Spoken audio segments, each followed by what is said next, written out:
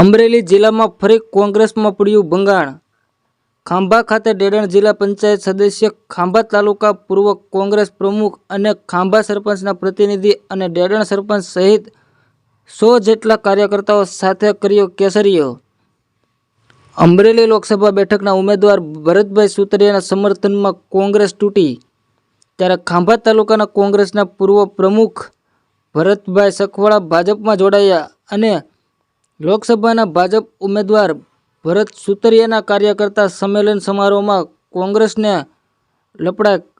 ત્યારે આ કાર્યક્રમમાં દિલીપભાઈ સંઘાણી, ધારાસભ્ય જયુભાઈ કાકડિયા તેમજ ધારાસભ્ય જનકભાઈ તળાવિયા, ધારાસભ્ય હીરાભાઈ સોલંકી સહિત મહાનુભાવો ઉપસ્થિત રહ્યા હતા। રિપોર્ટર સંજય વાળા, ધારી।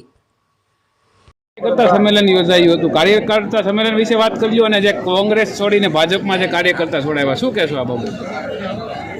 આજે ખાંભા તાલુકાનું ભાજપ પરિવારનું સંમેલન માનનીય શ્રી આપણા ગુજરાતના અને ભારતના સહકારી ક્ષેત્રના મોટા પ્રણેતા એવા દિલીપભાઈ સંઘાણીના અધ્યક્ષસ્થાને આજે મળેલું હતું।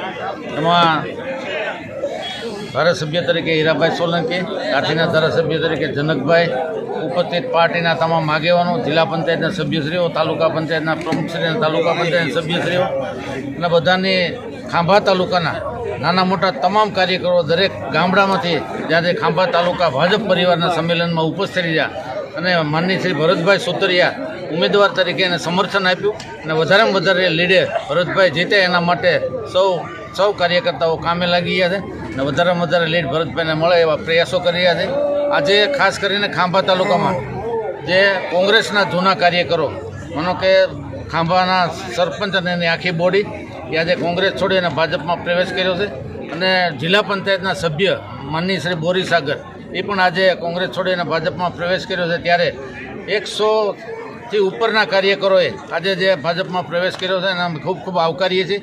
અમારા દૂધમાં સાકર ભરે એ રીતે ભળી છે અને ભાજપ સાથે કામ કરી અને ઉમેદવારને સખત સારામાં સારી લીડથી જીતાડવા માટે બધા પ્રયત્નો કરવાના છે।